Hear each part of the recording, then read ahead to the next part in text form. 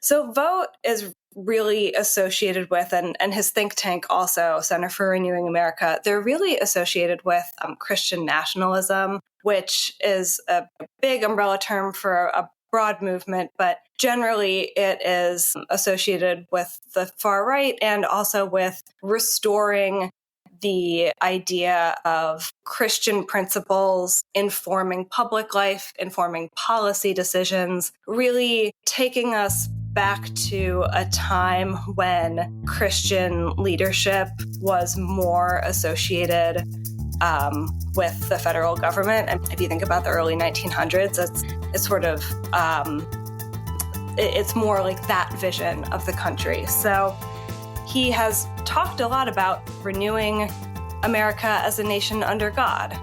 Hey, welcome back, Faithful Politics listeners and watchers. If you're watching on our YouTube channel, we're definitely glad to have you. I am your political host, Will Wright, and I'm joined by your faithful host, Pastor Josh Burtram. How's it going, Josh? Doing well. Make sure you like and subscribe. Yeah, do all that and hit the notification bell. make it so our kids can actually look at us in the eye, and we can sort of be on par with the subscriber count that all their favorite Mr. Beast. Yes. Yeah, I'm looking at you, Mr. Beast. Anyways, joining us this week we have Molly Redden, right? Redden. Oh, nailed it. Who's an investigative journalist at ProPublica. She focuses on politics, voting, and democracy. She's also known for her in-depth reporting on issues of power and accountability, and has covered stories that reveal the inner workings of political strategies, government policies, and social justice. And we are so glad to have her here today to talk to us about Russell Vought. So welcome to the show, Molly. Hey, thanks for having me. Yeah, awesome. So I guess to start us out, you, along with Andy Kroll, recently wrote a ProPublica story that talks about key MAGA leaders' plans for a new Trump agenda. And I should point out that you wrote this story before the election. And I'm definitely going to be interested in kind of hearing sort of your take, post-election. But what initially drew you to investigate this story? What initially drew us is that, the story is based on some recordings we got of a man named Russell Vought, who runs a think tank that was really involved in putting together Project 2025, which I'm sure most of your listeners know, is a really broad blueprint for exercising executive power under the next Republican president to accomplish conservative goals. And the blueprint and the way that he described it was just a really expansive and compelling description of bypassing Congress and a way that a really strong president could single-mindedly execute his agenda. And that was, really in line with what Trump sort of described for his second administration. And so we wanted to dig into, this was a really good opportunity to dig into the how of it. Like, how would he just sort of unilaterally execute his second term agenda?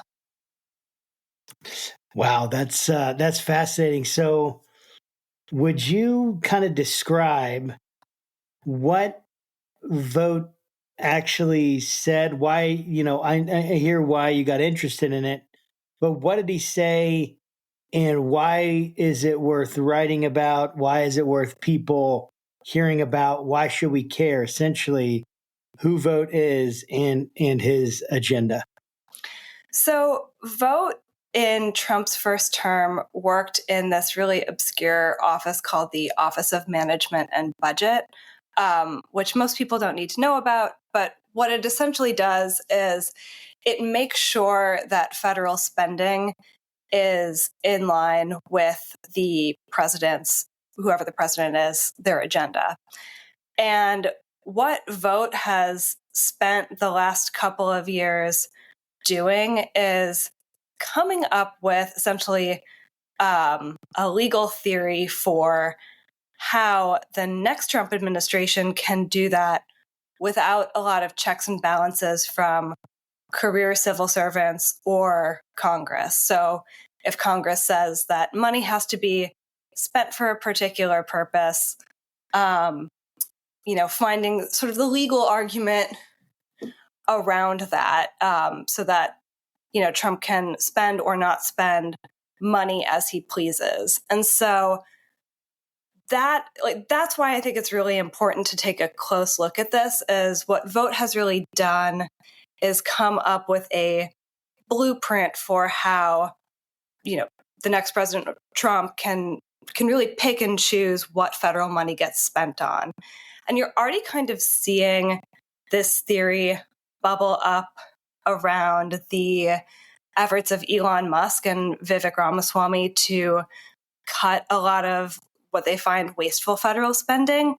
Usually that takes the involvement of Congress. And you're starting to hear this theory that Vought has developed be talked about as the vehicle for Ramaswamy and Musk to cut a lot of spending they don't like.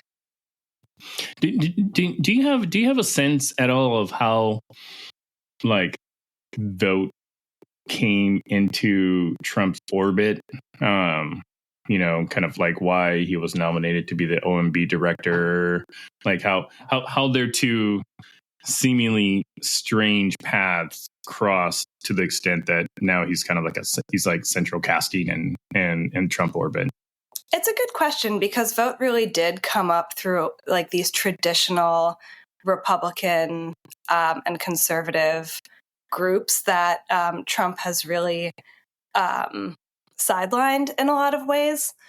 But yeah, I think part of why he's remained so attractive to Trump's team is that he really is dedicated to keeping a lot of power in the executive branch and giving the president a lot of ability to do whatever his prerogatives are. And you can see in the way that Trump is picking his cabinet for his second term that is really what he is looking for, right? He's maybe not so much looking for expertise, subject matter expertise, but people he feels he can trust, people he feels will be really loyal to his agenda.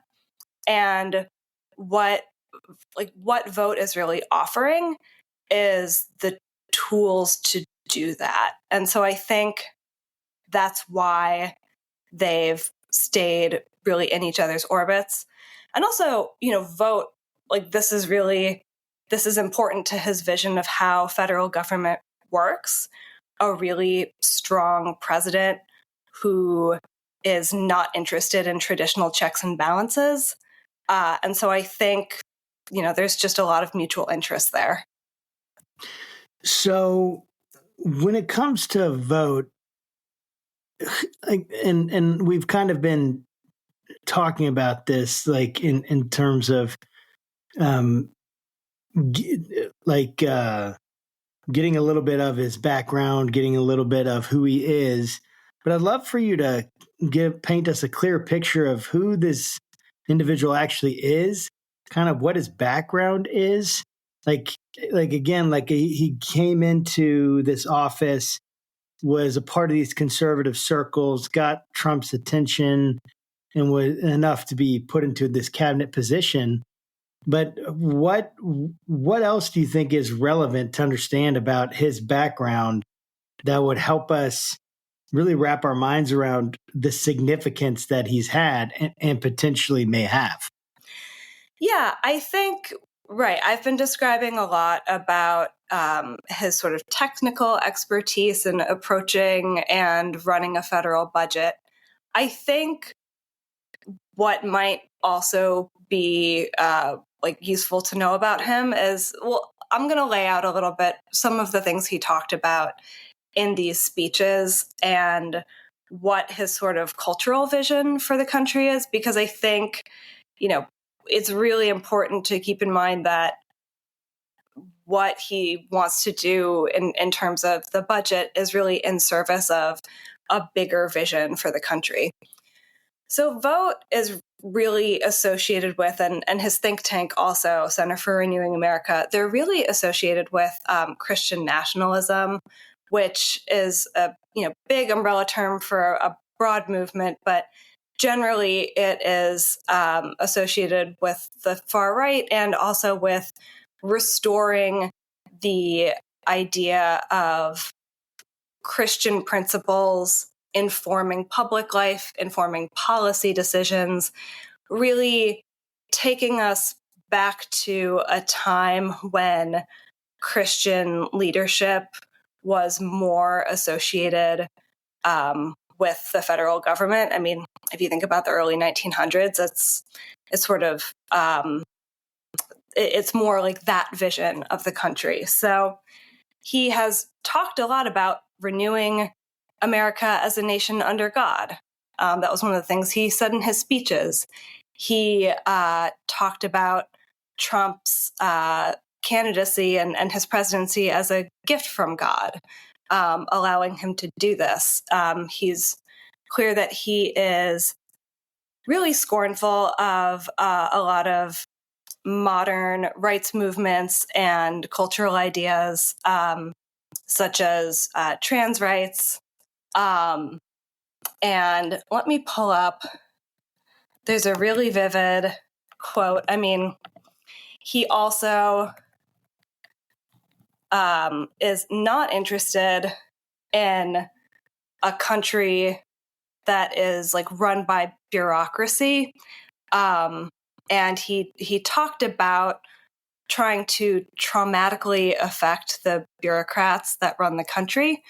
And what he's sort of talking about there is he envisions that the federal government will not really have a large workforce of civil servants who uphold regulations set by Congress. It'll be much more a federal government that is interested in carrying out like a really singular vision of the country, sort of like whatever Trump is interested in. And what he said was, we want the bureaucrats to be traumatically affected when they wake up in the morning. We want them to not want to go to work because they're increasingly viewed as the villains. We want their funding to be shut down so that the EPA can't do all of the rules against our energy industry because they have no bandwidth financially to do so. We want to put them in trauma. So these are some of the goals that what he's talking about doing with the power of the budget. Those are some of the goals that he is interested in. Wow. So do you have any indication that Vought might end up back in the Trump administration? I mean, that was the expectation running up to the election. I think the range of cabinet picks so far has been, really surprising to people. I mean, there are people with some executive experience and technical expertise. And then there are a lot of people who appear to be chosen, like Matt Gaetz for Attorney General, RFK Jr. for HHS, more because they've shown usefulness and loyalty to Trump personally. So I think it's anybody's guess. I think a good sign that some of this, at least some of his agenda, is going to be really informative to a second Trump presidency is that budget cutting task force that Vivek Ramaswamy and Elon Musk are in charge of. This is not an existing piece of the federal government. This is going to be kind of created out of whole cloth. And in order for them to achieve any of these cuts, there would need to be some explanation, some legal vehicle for them to carry those out. And what they're describing is really in line with what Vought has laid out. Yeah, I was curious because obviously all of these cabinet administration picks that Trump has announced so far, I mean, nobody's been confirmed. So, at this point, we can have educated guesses on the likelihood that any of them will be confirmed. And I saw somebody post something yesterday on the platform formerly known as Twitter about how like some of these picks are kind of like Russian dolls in the sense of like, we're going to assign Kristi Noem this thing and then people are going to be upset. So we're going to just, one up it and then assign Matt Gaetz to the attorney general. And then people are going to be upset about that. Then we're going to announce that RFK is going to be the HHS secretary, and it's just like we're only going to talk about the most recent crazy appointment and sort of like let some of the other ones slide. But with your mentioning of the Department of Government Efficiency, Doge, which is I feel cringy just saying that, but like based on what you understand about this government efficiency, is that kind of like a building block in accomplishing maybe what some of the things that Russell Vought has said that he liked to do? Yeah, I mean, I don't know how close he is to either Vivek or Elon, so I don't know that they would be. And, of course, like those two have their own agenda. Like Elon particularly has his own financial interests in a lot of government spending. So I don't know how close that overlap is. I would say that, I mean, it's setting up a clash over federal spending, and basically if the executive branch has to spend money the way that Congress says they have to spend money, that is a clash that Vought and some of his allies have really been looking forward to for a long time. It has to do with taking away the power of the purse from Congress. That is an enormous part of what Congress is supposed to do, right? They're democratic representatives of how we spend our taxpayer dollars, and then the executive branch is just sort of supposed to carry that out. And of course, whoever's in charge gets to, assert their own values around how they accomplish the goals of that spending. But yeah, I mean, it's really setting up a clash over, like, do we have to listen to Congress? Do we have to carry out their will when they pass budget laws? Or is Congress's job more to just hand us a large pot of money and we, the executive branch, will figure out how to spend it? And that is, that's kind of a dumbed down version of the Vought goal. And so I think that's one place where there's a lot of overlapping interest. So one of the things that you said in your article, which was surprising to me and disturbing, if true, not necessarily if Vought said it, but if it's actually something that's going to be implemented. That's what I mean, if true, was this idea of military deployment and crafting legal justifications to enable military, or really the use of military force against domestic protests and all the associated legal issues with that. Kind of dig into that a little bit more. What did he say, and how likely is it that this kind of thinking will actually be implemented in a Trump administration? Well, first of all, I think it's really likely that you could see something like this under a Trump administration.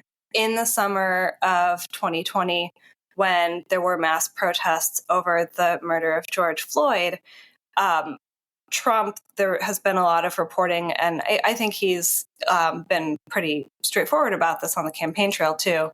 He was really interested in deploying the military to put down some of the protests, and some of his top military officials, such as Joint Chiefs Mark Milley, basically somewhere on the spectrum of refused to talk him out of it. And Trump has talked about regretting that they didn't go forward with that.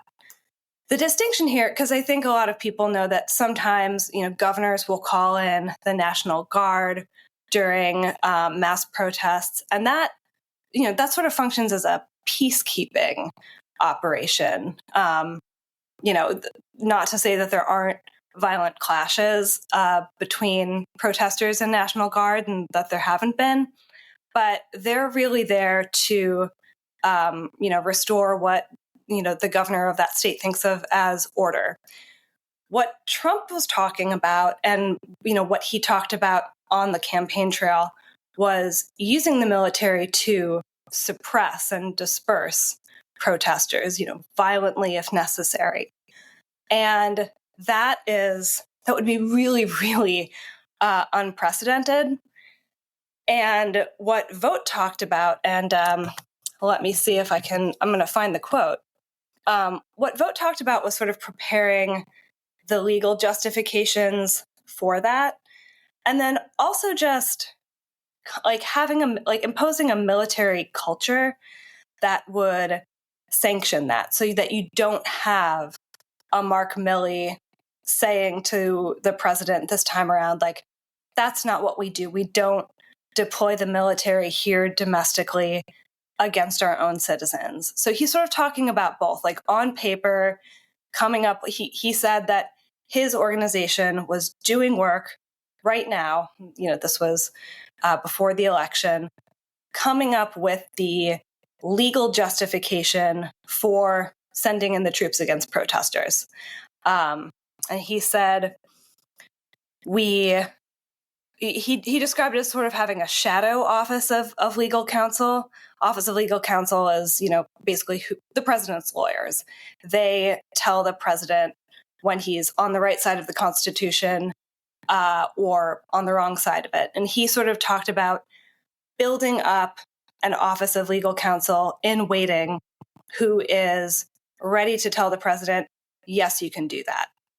But he also said something that I found really interesting about how Democrats were talking about Trump as a threat to democracy. And, this sort of flows into what I was saying about he also wants to create like a military culture that is okay with deploying against citizens. Democrats called Trump a threat to democracy a lot on the campaign trail. And he described that as not as them trying to get their voters out to the ballot box, not as a warning about our institutions, but he said it was like they were using coded language that the national security state uses overseas when they're overthrowing other governments. They're making Trump out to be a would-be dictator or an authoritarian. So they're actively working now to ensure on a number of levels that the military will perceive this as dictatorial and therefore not respond to any orders to quell violence. So I think like what he's essentially saying is they are using this hyperbole to try to, snow the military into not putting down protests, to not accept that as a marching order. And I thought that was really incredible. Yeah, that's pretty heavy. And,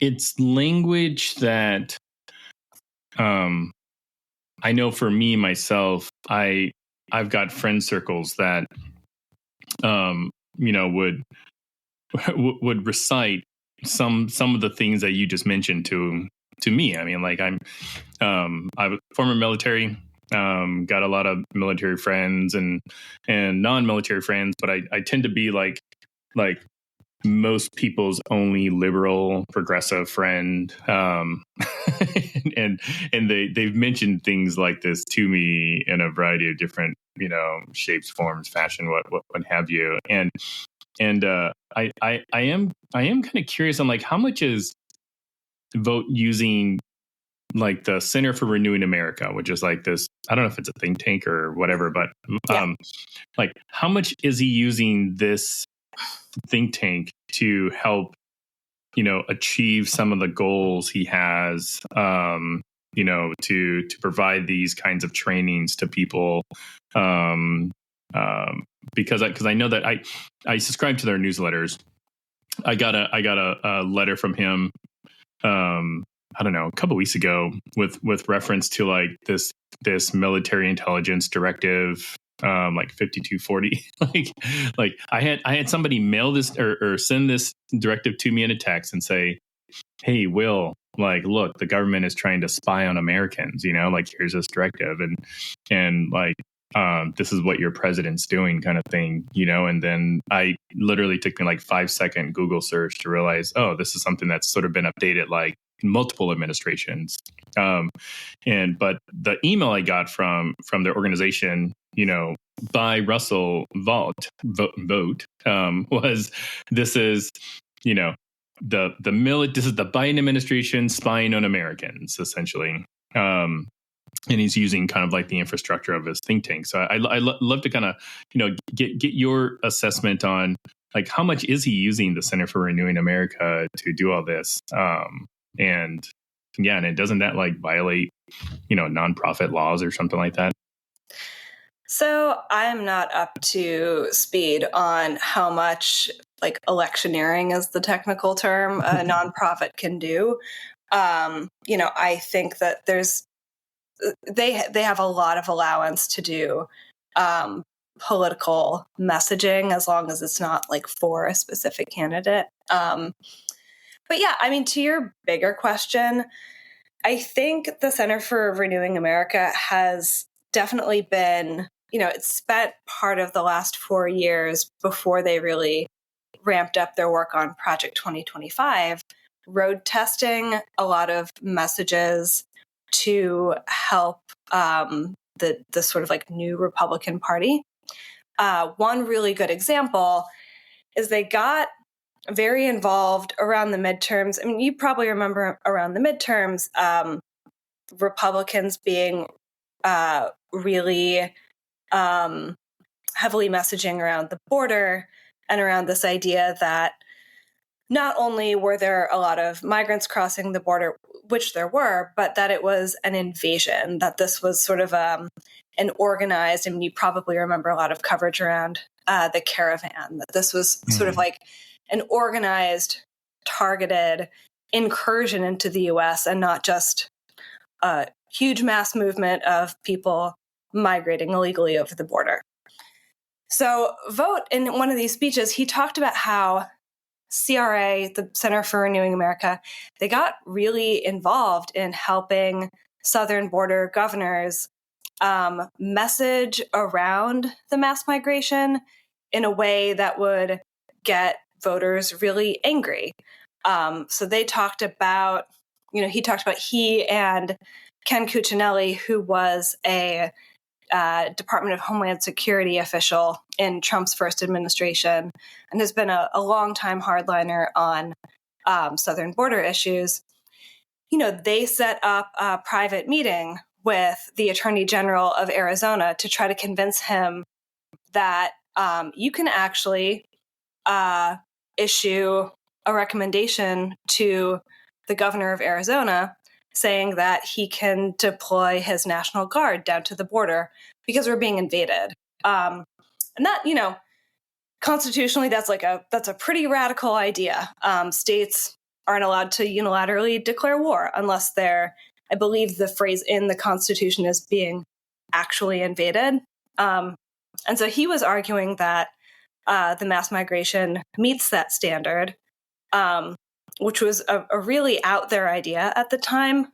And he talked about how the governor of, or the Attorney General of Arizona, actually took that idea up and ran with it. And then so did Texas. And it really got popularized, and they really helped fuel this idea of we're being invaded, we're under attack. This isn't just a migrant crisis. This is a danger on par with a foreign military invading us. And they really helped foment that idea in 2022. That is pretty wild. I'm glad. I mean, I don't know I was going to say, I'm glad that it didn't necessarily spread, but I'm actually not sure how much it did spread.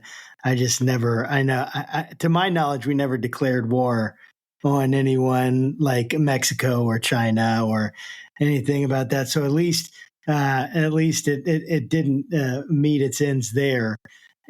But I'm super interested about the budget cutting, right? So we've mentioned DOGE, Department of Government Efficiency, and of course Dogecoin, which maybe you should invest in Dogecoin, although I'm not a financial advisor, because it might jump up in price and get back to $1 after they see Doge as a department. But my question is, so he said this, and by the way, he said it. I just saw that he announced it on my birthday. So it's like Trump was giving me a birthday present with Happy the birthday. Department of Government Efficiency. I'm totally kidding. But I'm just wondering about it. Like, so he says it, but Trump can't just say it. And right, despite maybe popular belief, he can't just say it, throw his magic wand, and then it happens, right? To put a department into the government, that would require some kind of approval, right? Beyond just a president just saying, hey, this is what I want to do, therefore it's done. Like, that's going to require congressional approval. Not to say he won't get it, because of course he probably will with the Congress he has. But I'm just wondering about that. And then what do we really even know about this Department of Government Efficiency? Is it the boogeyman that I see a lot of people on the left saying it is? And or is there some kind of more middle stance, or is it truly like, is it as bad as some of the things I'm hearing? I mean, I think you've kind of asked, like, this is the $1 million question about the second Trump administration, right? Can Trump just say things and they will magically materialize? And of course, the answer is no. People have to cooperate. Like certain agencies have to cooperate. Congress has to cooperate. And I think this is the big question, right? Is Trump would like it to be so that he says, like, I can do this, and it gets done. And you can see that in his appointments, right? Like, he is choosing people who are, I mean, like, I don't think it's crazy to say, just like not qualified, like don't have the obvious experience that would allow them to run gigantic, complex bureaucracies. A lot of these people either don't come with like the background to do it, or just a really like obvious set of skills. Like you don't have to have gone to Yale to run one of these departments, but you should bring sort of like an obvious competence. And you would think you've got senators openly talking about how his selection for attorney general, for example, Matt Gaetz is, the now former representative from Florida, does not hold any obvious qualifications for this job, except that he's a really loyal defender of Trump. And so the question becomes,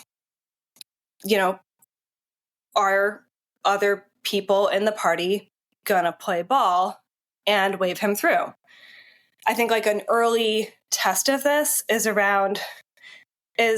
the Senate gonna confirm these people? Trump and his allies have sort of floated the idea of just let me do recess appointments, which would be Congress adjourns voluntarily, because Trump can't do that unilaterally. So they step aside and they allow him to appoint people in their recess so that there's no Senate vetting of his cabinet appointees. There's no questions, there's no hearings. And, that would be a way for them to play ball, to comply, step aside, and let him do what he's interested in. Can Doge unilaterally cut $2 billion out of the U.S. budget? I mean, trillion. Thank you for the correction. Both large numbers. Yeah. Like, can they? I mean, if enough existing institutional dominoes around them fall, like, it would be a truly seismic shift in the way that, we spend federal dollars. And I think there are a lot of reasons based on, say, like Elon Musk's past commitments to seeing projects through to their end successfully. There are reasons to be skeptical that they're going to carry this off. Not to mention just Trump gets tired of people and fires them all the time. But I mean, the question really is like, will other people who have some actual authority here just step aside and say, yeah, go for it. And I really think that's the question, because like it's really clearly that is shaping up to be how Trump would like to run this administration. And he has a Republican Congress and he has a Republican Senate. But I'm sure a lot of Republican senators still think of themselves as having a job to do. And the question is, how compliant are they going to be to this person who, like, pretty clearly carried their party to this victory? Like, what kind of fealty do they feel toward that fact?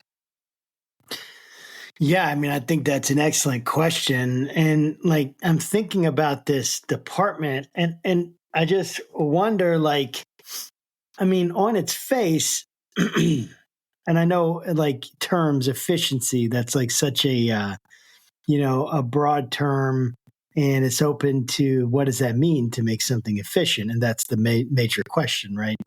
And at the same time, it does feel like to me, there's a lot of waste in the government. There's a lot of inefficiencies. Maybe some of these departments would do well to be trimmed down. And so what is the major concern? It's that essentially, well, let me just ask that. I don't need to try to answer it. I'll let you answer it. What is the major concern about this idea of trimming things down and making things more efficient? Because to a lot of people, they're going to be like, yeah, government should be more efficient. My business, if it's not efficient, it's going out of business. I don't have the power to tax people who don't have a choice whether or not they pay those taxes, right? It's essentially coercion because you get legal repercussions if you don't pay your taxes. So, I mean, or the businesses get their licenses removed. They get, banned or whatever it is, right? So I don't see, I think the problem I'm getting at that I'd love for you to address is there's a lot of people that will probably look at that and say it's about dang time that the government has some accountability in getting more efficient. And yet there seems to be a lot of apprehension about this. And so I'd love for you to kind of unpack that for us and help us understand it.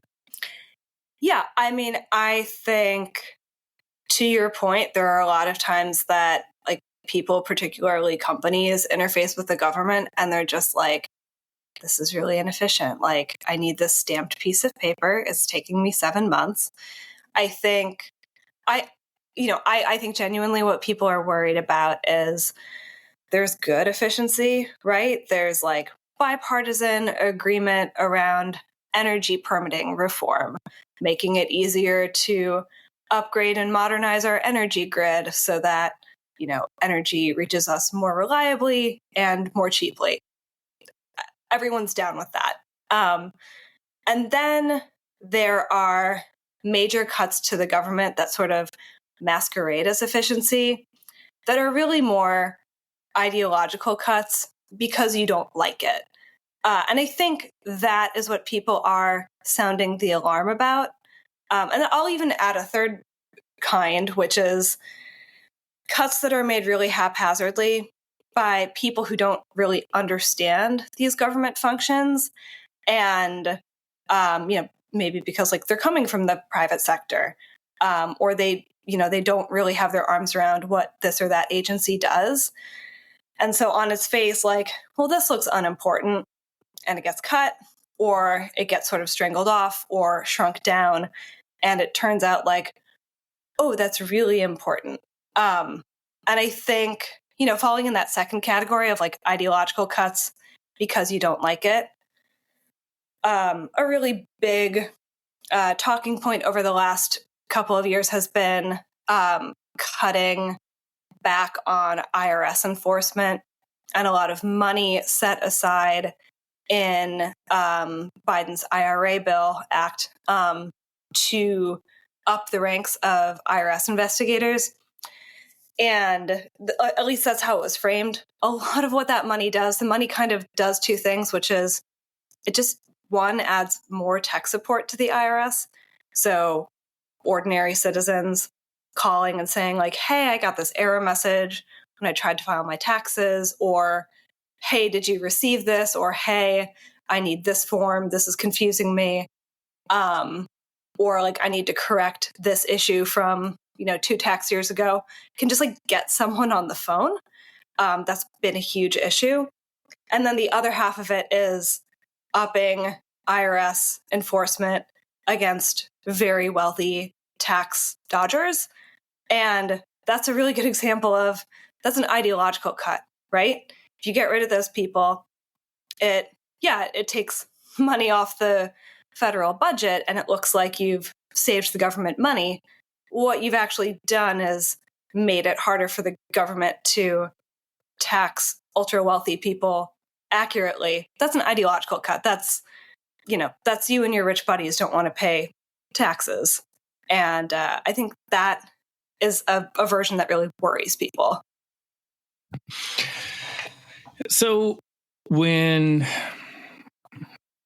like you wrote the story as a result of obtaining some videos of speeches that Vought, gave, and I'm curious on like what's the context in which these speeches were given? Was it like a part of some big fundraising kind of thing, or was it just like a small gathering, a meeting, a small gathering of like-minded individuals? And if you can speak on it, I'd love to know like who else was in attendance in these meetings, if you have that information.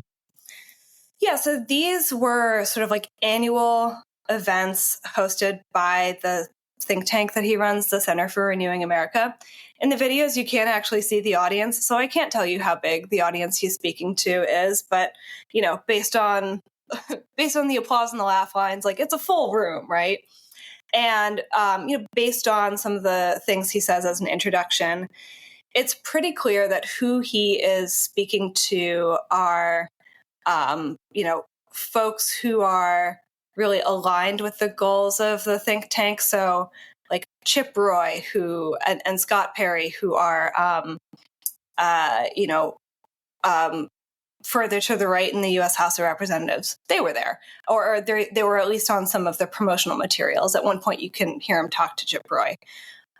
Steve Bannon also spoke at one of these gatherings.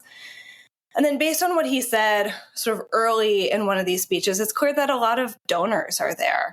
A lot of people who donated to not only the Center for Renewing America, but some of the other groups in sort of the larger constellation of Trump allies and Project 2025. At one point, I believe he thanks some of the people and encourages them to keep donating to the legal defense fund for some of the first Trump administration officials who were involved in trying to overturn the results of the 2020 election. And so that is an organization, or that's a legal defense effort, he shouts out. So there are people with like serious money in the crowd also.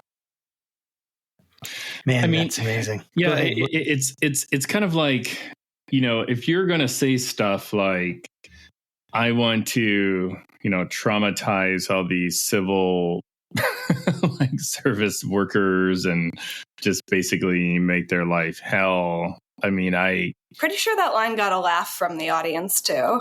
Really? Yeah, I'd have to go back and watch the video, but like, I'm pretty sure there were guffaws.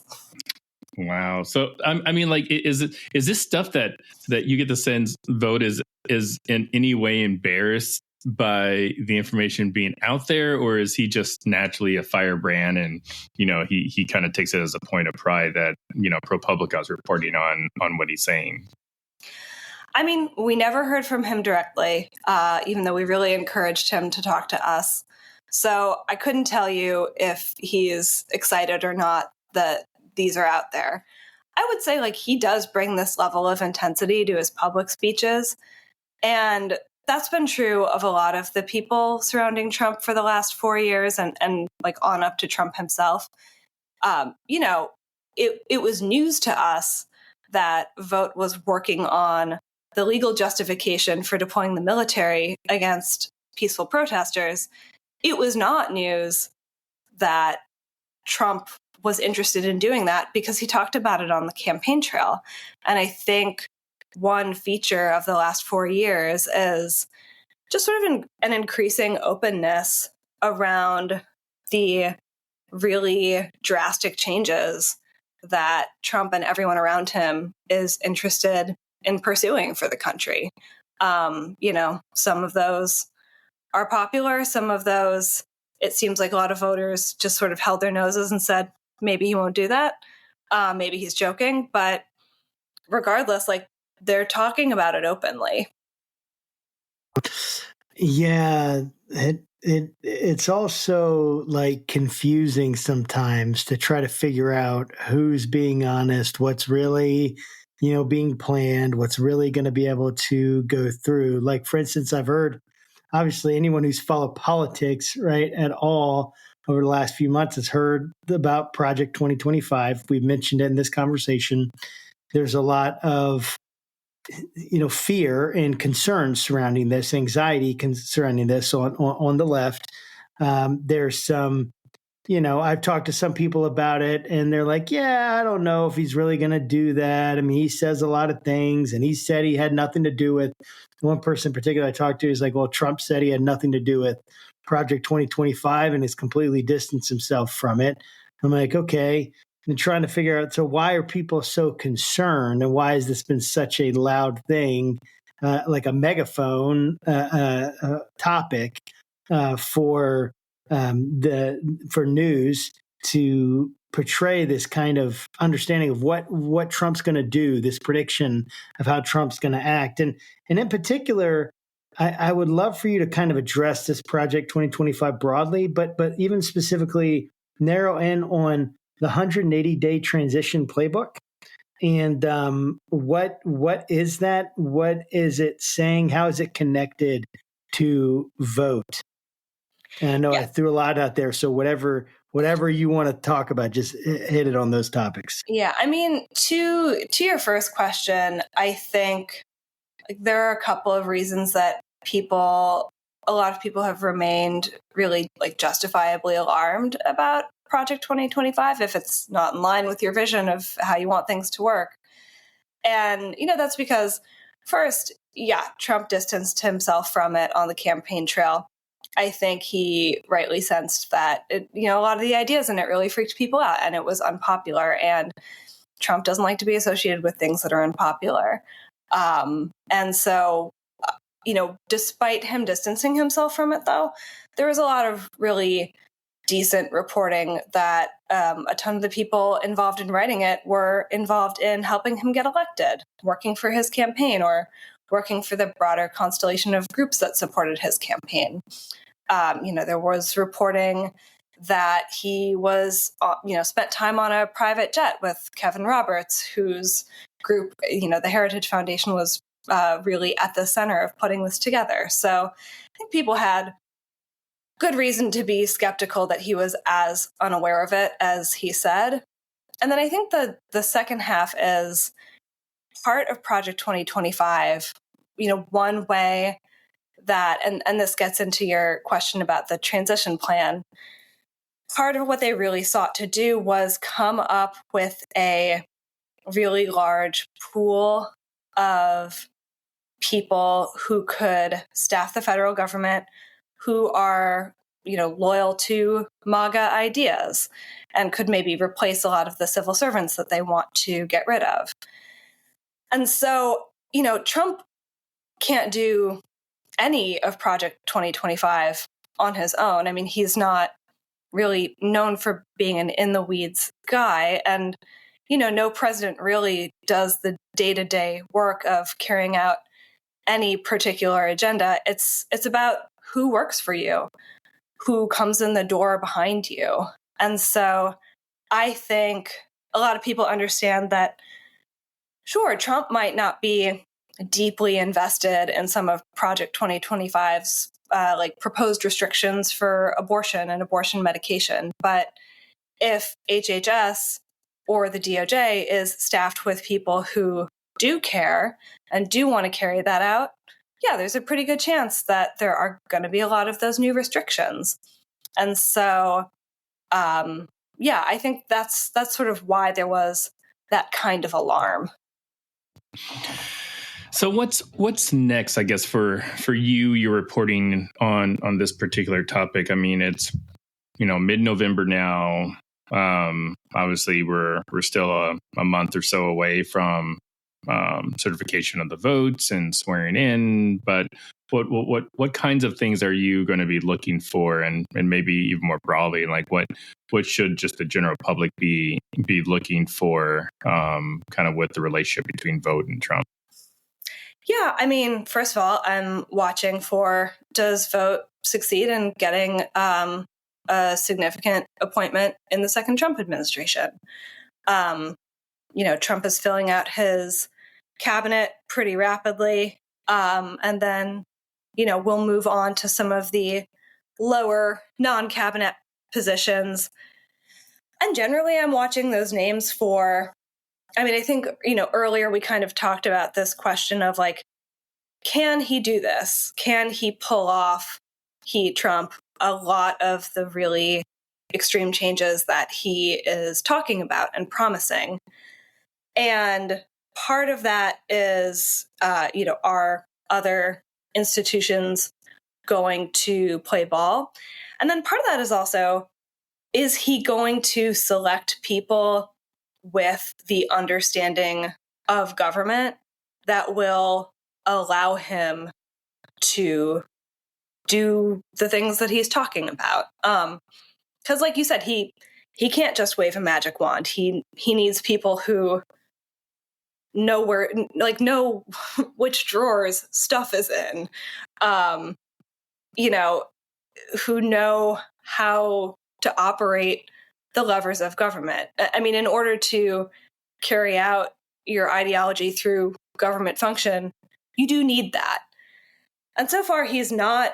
Yeah, I mean, he's choosing some people who have been in charge of big executive operations, like Doug Burgum for Interior Secretary.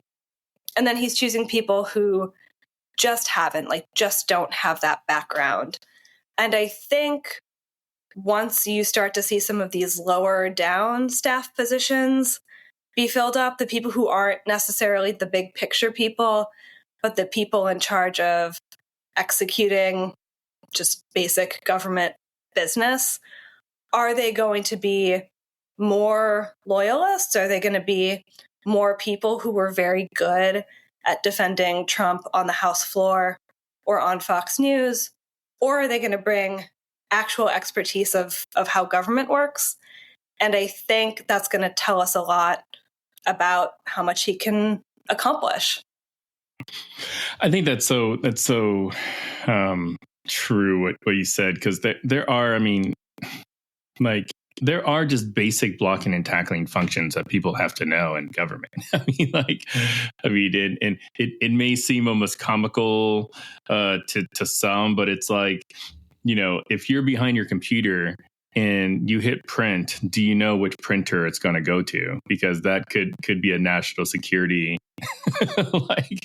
issue. And it's like, if he's not appointing the right people, not necessarily printing documents, but still basically just understanding how the system, the government, the structure, the White House, work is really, really going to be instrumental in Trump being successful. So how can people find you, Molly, and follow the work that you're doing? I'm on Twitter. I'm on Blue Sky. My handle for both is @MTRedden. You can find me at ProPublica. And if you ever have an interesting tip, you can find me on Signal, and my number is in all my social media handles. Thanks so much for having me. Yeah, thank you. And it was just such a pleasure. And we'd love to have you back sometime once the Trump administration gets off the ground. So yeah, thanks so much. And to our audience, thank you so much for joining us. And remember, keep your conversations not right or left, but up. And we'll see you next time. Take care. Bye. Hey there, Josh Burtram here, faithful host of the Faithful Politics Podcast. I want to let you know about a compelling new spinoff, the Faith Roundtable, where I'll be interviewing top faith leaders, theologians, and scholars to unpack the pressing issues that are shaping the church in America today. We'll dive into topics like faith in public life, social justice, and how we can engage our communities more effectively. Make sure you don't miss any of our enlightening conversations by subscribing to it on our YouTube channel. Join me at the Faith Roundtable, where deep discussion meets thoughtful insight.